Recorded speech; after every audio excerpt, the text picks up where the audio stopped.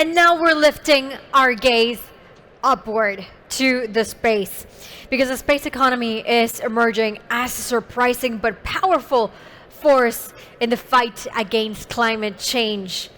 So space technologies are already changing the way we track environmental changes, use resources more wisely, and manage climate risks. A few places are better positioned to lead than in the UK. So did you know that in the UK is growing into one of the most innovative and attractive space economies in the world? With its strength in small satellite technology, agile regulation, and a history of innovation. So let's dive into how space can drive sustainability on Earth. And with that, please help me give a warm welcome to George Freeman, Donna Lindsay, and Harshbir Sangha.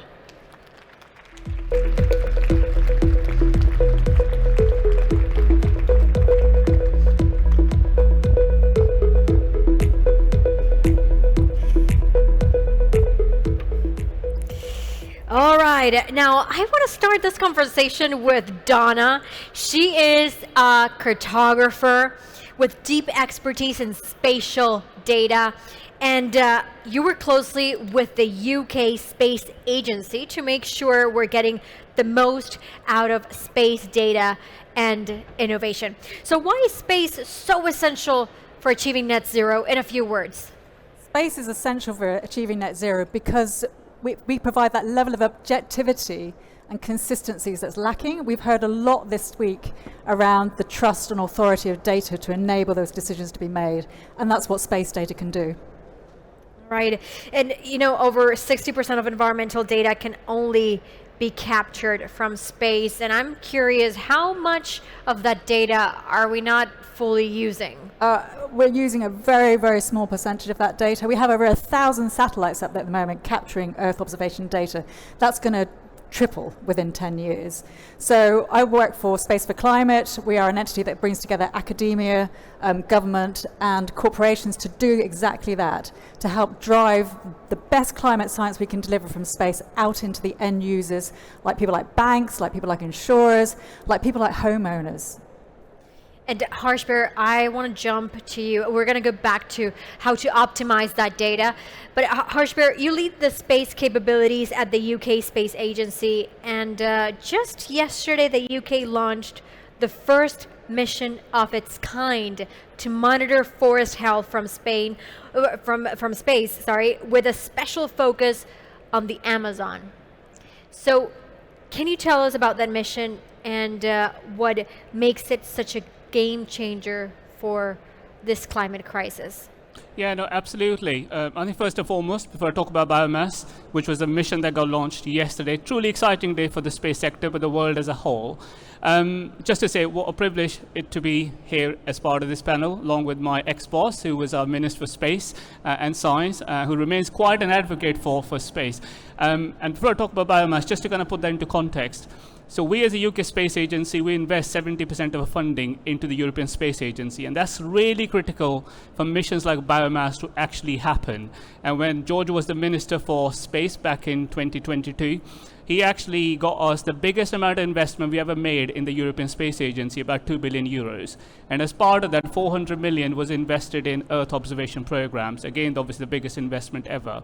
What the investment enables is, it actually enables the UK to use the opportunity of few million to expand and do a mission within the UK itself, which would have been possible on its own. So why biomass is so critical? It's a UK conceived mission, conceived at the University of Sheffield. It was developed in Stevenage by Airbus UK. So it's a fully UK developed mission, but it was developed with the international partners using the multilateral forum of European Space Agency as a funding lever. What the mission does, it's going to do quite a few things, but large focus is the tropical forest, Amazon being one. Now, we have had missions so far where the radar systems cannot penetrate the canopy of the tropical dense forest. And what this mission does, for the first time ever, it will penetrate down 5 meters down the soil level. So we can have a 3D vision of our tropical forest for the first time ever, which wouldn't have been possible with the existing satellites or the technology that we have. What that enables is, it will help us understand the carbon content that's within the trees itself, i.e. how much carbon is stored in the trees, and how much carbon is being released into the atmosphere once when the deforestation happens. It will help us understand what kind of a climate monitoring and the challenge that we face from a carbon perspective or the carbon dioxide perspective. That's the kind of one element. I guess the other element is it would really help us develop a 3D model of our biodiversity as a whole, which hasn't been possible so far. So the P-band radar, which is unique in itself, developed in the UK, is the first time ever that technology has been unleashed as of yesterday. We are now looking forward to obviously the large umbrella which will act as obviously a bit of a satellite for the Earth, for it to open in the coming days, and the data to be disseminated back to Earth. But it's only been possible because we are part of a bigger multilateral fora, that's European Space Agency. Right. Now I want to jump with George now that you have mentioned him. So of course you are a long-standing advocate for science and innovation, and especially what has to do with the space economy and its use to combat climate change. And in your own words before this panel, you told me that the UK is the Formula One pit lane of space, high performance, agile, and tech forward. So what makes the UK so relevant when it comes to this space versus climate change? Yeah, well look, three things. Firstly, the space sector domain is, I think you can think of it in a few ways. There's a exploration, really deep exploration. This is the frontier of human life, and it's out there that we're discovering how this planet came to be formed, how the galaxy works, and all of that amazing stuff. Secondly, it's a big defense and security domain. And thirdly, it is a huge technology domain. It's in space that we're testing, defining, shaping so many of the technologies that we need back on Earth. And fourthly, it is from space that we saw the fragile Earth, formed for the first time a consciousness of this fragile planet. And slightly counterintuitively, I want to suggest that it's in space and going to space that we are developing the microdosing, the microenergy, the nutraceuticals, the food, a lot of the technologies, because you have to do everything up there with so little. Those will be the technologies that we'll then need down here for sustainable growth. So I don't think enough people around the world think of space as a natural domain for net zero. I think it's completely fundamental, both from the data point of view, and I've been working with companies like Planet, GHGSat, they can now track methane emissions by factory. In fact, the other day they tracked to a golf course, to a tee, where there was a leak in the plastic on a landfill site and said, your golf course is emitting methane. So this is amazing technology that then drives the market for accountability and carbon border adjustment mechanisms. But it's also the technologies up there in energy, in food, in health. It's the testbed, the ultimate laboratory for sustainable growth. Now we're going to be talking later about the challenges and about why we haven't gotten there yet, even though the UK has so much potential, which brings me back to Donna and about all this data that we have gathered and that it's unused so far. So what is getting in the way and what is needed to unlock the full value of the data that we're gathering from space? I think the key thing that's getting in our way is we tend to think in silos. Okay, so it's a very technical field, and Earth observation specialists tend to speak Earth observation specialist language, which then, sexy space is sexy, right? But actually, when you go so far and start talking about the really technical components, you lose people really quickly. And people don't think they understand it well enough to be able to use it. So we need to find a very simple way to communicate the value of the data from space. And that's where we need these new thinking processes around things like the infrastructure we can deliver from the UK, which Harshby is working on, to make sure that companies can utilize this information. And they need to be able to make sure they can utilize it in a way that's trusted as well. So we need to make sure that we've got right standards in place. There's still a lot of work to do around these things. But ultimately, we need to stop getting so hung up about the perfect. The data is there. We have the technologies. We need to start using these things. And it may be off by 20%, but do you know what? That's better than nothing. So we need to really make sure that people can start using these type of capabilities. As George said, the reason why we use Earth observation is because we saw from space how fragile we are. And actually, we need to use these capabilities to really help us make sure we've got a resilient future. So we're working very closely now with companies to see how we can actually make sure we can get these data observation pieces into their systems. So how do we process that in a different way that means they don't have to adopt new platforms, they can use it and just pull the data across? And I think that's one of the key unlocks we need to do. And to make sure those pricing models, I hate to get boring about that, but actually that's one of the barriers as well. We need to make sure that the pricing and the value of the data that's displayed fits those end use cases. I think for me that's the key, is we need to create a market. Once there's a market, once there's an incentive for companies, governments to be able to account for their emissions properly, you've created a market for all that data. At the moment, the data supply is ahead of the demand. Good, responsible companies are making sure they can track and cover their supply chains, but we've got to move more quickly on mandating and regulating and incentivizing. So if you're compliant, if you know where your emissions are, if you're tracking them, if you're using good Earth observation data, tick, tick, tick, quicker licensing, quicker, better regulation, better market access. We have to create that market as well. There is one more piece to that, actually, is that a lot of companies don't know where to look. So we still need to be able to enable companies to locate their assets, and that's part of the missing puzzle, if you like.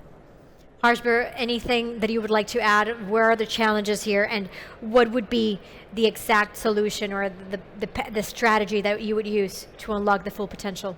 Yes, I think Donna and George have already covered the kind of main challenges. I think the challenge for me is the confidence in take-up of data, and that can only come from having standards for data, which we're currently working on, having a regulatory framework which will enable the markets to be created where different commercial partners can actually access and use data with confidence. So I think that's probably the key driver for the uptake of data.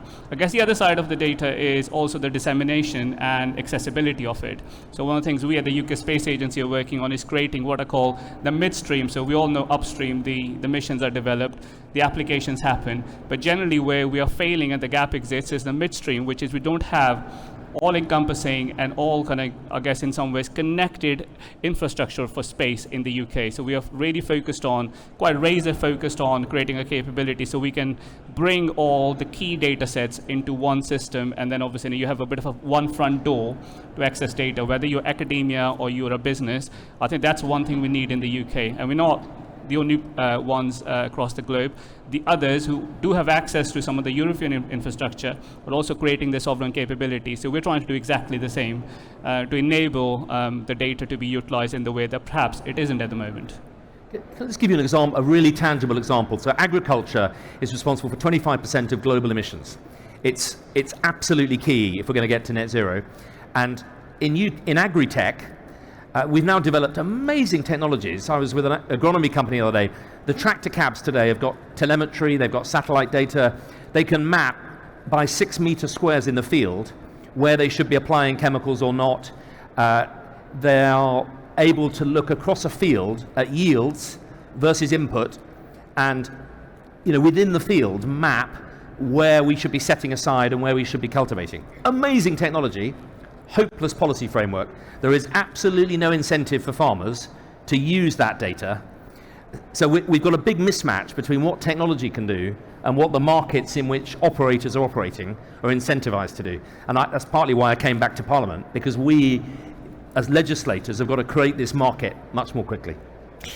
And George, picking up on that and what we were discussing before about the UK having so much potential. If the UK has all the tech and talent, why are we not leading in the space spectrum yet? You've said before that the problem is also a political one. Do you still think that's the case?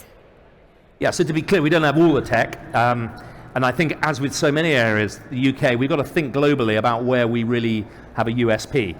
We're never going to beat, and shouldn't try and beat, Beijing or Washington on having a vertically integrated defense space program. I mean, we're not going to play in that space. We're not actually even at the stage of Canada, Switzerland, Japan, Australia in having strong big space agencies and big space programs. And I call us a Formula One pit lane without a car, because we've got incredible strengths in Earth observation, in telemetry, in spectrum, in smart antennae, in all the clever engineering bits, which everyone will need. But I think our really big USP is regulation. We're in a wild west in space. Beijing and Washington aren't going to legislate. There's 1 million pieces of debris, 40 tons of debris, redundant satellites. It's chaos up there. It's becoming a big cost risk, which is why as Minister I stepped in and said, well, hang on, someone has got to set in place some basic debris regulation. And we've set up the Earth Space Sustainability Initiative here in London. And we're setting out a kite mark so that compliant companies who are reducing their debris, i.e. they're recyclable, they're in-flight serviceable, Astroscale, Oxford company can retrieve your satellite for you. If you're compliant, then we'll give you quicker, better insurance, quicker licensing and access to ESG finance. That's a role for the UK. We're a regulator around the world. And I think that's how we can connect to this sector and connect ESG finance properly so that we create a market for sustainable investment. Because it's not going to happen out of Beijing, and certainly not under this president in Washington. The world needs some rules in space, and it needs some market for sustainability. I think that's a good opportunity for us. All right. Donna, I just want to continue with this. So how much of this problem is, or comes down to communication? You know, not being part of the storytelling or not telling the story in the proper way? I think a huge part of it's down to storytelling. It's quite interesting, isn't it, how, you know, all of this rhetoric that's coming out from the States, for example, around climate is casing it around religion, but this is real fact. And actually the key thing about Earth observation is that actually we can tell you those facts because we can observe them and we can be transparent and we can be objective. And I think that the key problem that we've had with the whole Earth observation space is because it is complex. You know, we tend to mask it and we get really excited about tech and we start talking tech. And I come from the geospatial industry as well. We're just as bad in that one. We're acronym heavy, etc. So it makes it really inaccessible for most people to think about how they can benefit from using these specialist data sets, if you like. But actually what we're beginning to see now is a shift. So we were talking earlier about the new Law Society warning card that's coming out around conveyancing. They've got to report on climate, you know, climate risks and things like that. So how are they going to do that if they don't have the information in their hands? And so it's these shifts that we're going to see around the needs and the way that they need to communicate this to end users that actually is going to start the adoption much more rapidly than we've ever seen before. So we need to make sure our companies that are under the umbrella of things like Space for Climate can actually deliver these services. And then the next question to Harshbir and George, perhaps Harshbir can answer this one first. So there's a growing perception of space as luxury, right? Just a few weeks ago, we saw Jeff Bezos' billionaire rocket launch that stirred up all sorts of public criticism. So how do we change the narrative so people don't look at it as a playground for the rich, but something that can really help life on Earth? Yeah, no, I think that's a really good question. I think so space obviously has got a bit of a challenge with the image of space, because whatever makes the news is either the launch or obviously the stuff obviously that Blue Origin or SpaceX do in terms of astronauts traveling into space. But I guess obviously what we are trying to do as an agency and working cross government is try and champion space, the use of space, and trying to obviously showcase how the benefits of space can be brought back to Earth. So one of the things I always often say that our modern day life on Earth depends on space, whether it's telecommunications, whether it's mobility, the way obviously we travel, whether it's financial transaction. More often people don't realize that every time you're taking the money out, or obviously financial transaction, there's a timing element which space enables for you to be able to access the money when you most need it. And then obviously there's a broader obviously impact of space, which is the Earth observation part, the climate monitoring, and so forth. But I guess obviously if you are talking about the communications and the step change we need to be able to get people to understand the value of space, we need to decouple space being obviously quite exciting and very sexy to obviously what is the real impact of space on Earth. And that's what we're trying to do, because more often than not, everyone talks about space is obviously very exciting. I can tell you, if you come and work in the UK Space Agency, it's equally as boring as any other organization. It's not as exciting or sexy, but the work we do, it's quite impactful in the way that obviously most other organizations perhaps don't, because space do provide a unique vantage point for us that you can't have obviously any other measure which can enable being able to see our beautiful planet from one part, which is far away, thousands of kilometers away from here. So it's actually how do you shift the narrative in the communications is what's needed. And that's not just the role of the agency. I think that actually applies to every one of us who is using the space technology on a daily basis. George, I want to hear your opinion about this. Yeah, look, I think if you talk to people around the country about space, they typically think of the very powerful visual image. They think of Elon Musk. They think of the big rocket launch. They see the plumes of rocket fuel.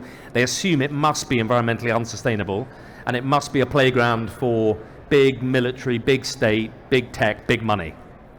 And whilst some of that is true, I think the story we have to tell, which is the truth, is it's from space that we understood for the first time the fragility of this planet.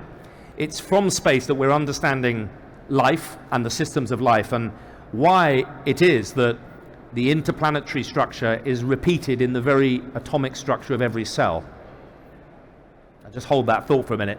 In the Big Bang, something happened to create life, and I don't want to go all Carl Sagan on you, but when he says from the DNA in our bones to the calcium in our teeth, we are but reassembled stardust. It is up in space that we are working out how this planet was formed and the base systems that operate it. And in health, I'm doing some work on quantum biology and the role of quantum systems in mitochondrial base operating software at cellular level. So I think we should excite people that space is the ultimate frontier. Secondly, it's the kind of new Antarctic. It's the place that we can decide whether how we behave in it, how we use it, and how in going to it, we look after it and learn about ourselves through it. And it's the test bed where we're developing the technologies that we're going to need for planetary sustainability. This planet, we've got to do a lot more with a lot less. In agriculture, we've got to double food production on the same land area with half as much water and energy in 25 years, or have mass famines, mass migrations, and chaos. Well, I'm very confident we could do it. We've got the technology to do it. It's in space that we're working out how to do a lot of this, because you have to do everything with tiny quantities. And so I think there's a story to tell that this is the great frontier of planetary and human science, and we all need to take an interest in it and support it for our own good. So I am going to allow some questions from the audience. So while I let you think about some, I'll ask my next question here. So based on what you were saying, George, do you all think then space could be the answer to the race to net zero? I mean, could we get there faster thanks to space? It's part of the answer. It needs us to take action. So it gives us the insights, but we need to act on those. And I think that's the gap. We need to get the information in the way to enable those actions to happen. And George is right. The planet doesn't care if we don't do anything. It will do its thing. She's been doing this for millions of years. She doesn't care, etc. So it's down to us as a human race to decide if we want to live on this planet or not in the way that we want to live. So we have to use the space assets, the data, to give us those insights, but we have to act on those insights. There's no point of us saying like, "Ooh, we've got deforestation over here." Hello, if nobody works on it, if nobody makes that change, because we can do that now. We can tell people what's going on the planet now. We've been able to do that for a number of years. It's the action that's missing. Just very quickly from me, if you're going to put the data into perspective, so we have got 55 essential climate variables that we need to monitor the health of our planet. 2/3 of them can only be monitored from space, as you said earlier. But the thing is, it's not about just about monitoring. I'll give you an example. I was in India a couple of weeks ago attending the Disaster Charter meeting, which we are part of. And it was only when I was there I understood the impact the space data is having, which is a collective space data, not just from the Indian Space Research Organization, but pooled together by the UK Space Agency and others. 400 million people in India are at a constant risk of flooding. And just put that into perspective, that's nearly 5 times and over 5 times the population of the UK, constant risk of flooding. India is able to use the space data to save millions of lives on a yearly basis, because they can forward monitor where the potential floods are going to be and the impact of those floods on the communities. So the impact of space is different for different communities across the globe. We just need to make sure, obviously, the space data is there when we actually most need it. And whether it's 10% of the data that's being used or the 90% of it, it's actually what's the impact of data that really matters to human beings here on Earth. Maybe a question from the audience before we ran out of time. There's one over there. Do we have a microphone?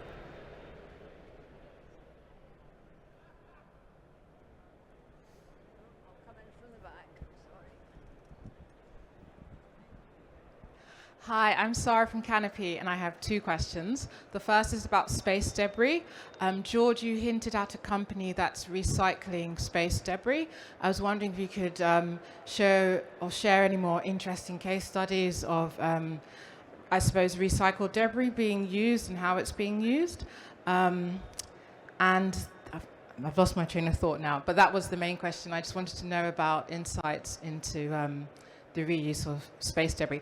Okay, the second question was about Harshbir, you mentioned about Earth observation, looking at the canopy, and I was wondering if that's just happening in the Amazon, or if that's something that is available for other rainforests, and if it's just the top layer of the canopy, or if it's the 3 layers going down into the soil. Thank you. Very quickly, Yeah, George. great question.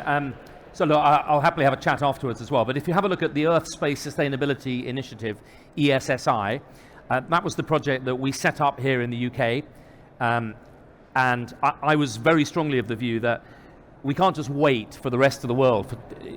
Somebody has to take a lead, and His Majesty the King backed that initiative very strongly and has set up Astra Carta and sent a very strong global message of sustainability at the heart of our space missions and regulation. If you have a look at the SE website, we're now developing a series of standards, kite marks, with the British Standards BSI, and international space agencies and companies are affiliating.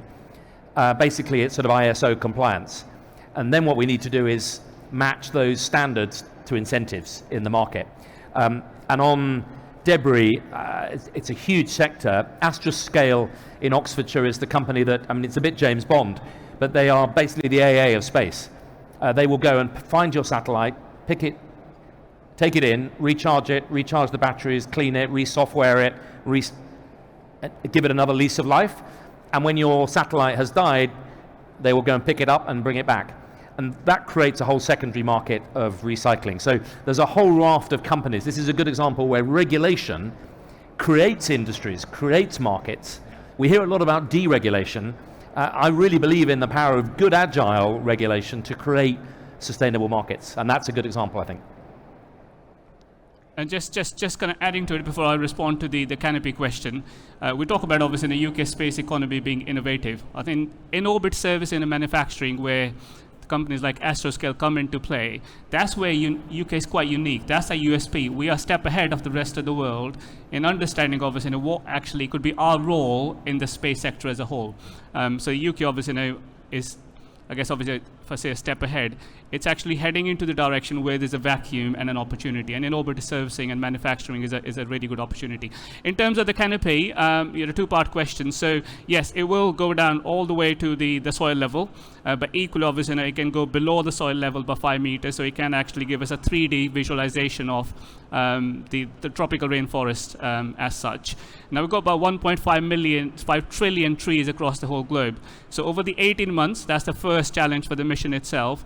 It will try and create a 3D map for literally the whole of the biomass across the globe. So that's where the biomass mission, and that's why it's so critical and quite unique in its form. Okay, 1 minute and a half, last question. So 1 sentence per person. What would it take to make the UK a global hub where space, climate, trade, and innovation all come together and actually deliver impact? What's the one opportunity we cannot miss? I'll give you, I think setting Earth space sustainability standards and showing how you connect them to incentives in the market, in insurance, in regulation, and in ESG finance. I think that will do more than anything to make this country the hub of a sustainable space economy. Harshbir? I guess obviously, what's happening transatlantic, they'll create a bit of a vacuum, and I think we should be ready as the UK to cover some of the vacuum when that actually emerges. But I think for me, it's always about international collaboration, but convergence of policies, because far too often we can keep on doing our own stuff in silos. That's not where the space sector is. That's not how it operates. So I think if we can converge on the policies as a whole, we've got real opportunity to play quite a critical part as the UK. I agree with George. I think regulation is really key. I think standards are really key. But also we need scale-up funding in the UK as well to really support these companies. They're nearly there, but they just need to get that a little bit further forward. Excellent. Thank you so much. Please let's give a warm round of applause here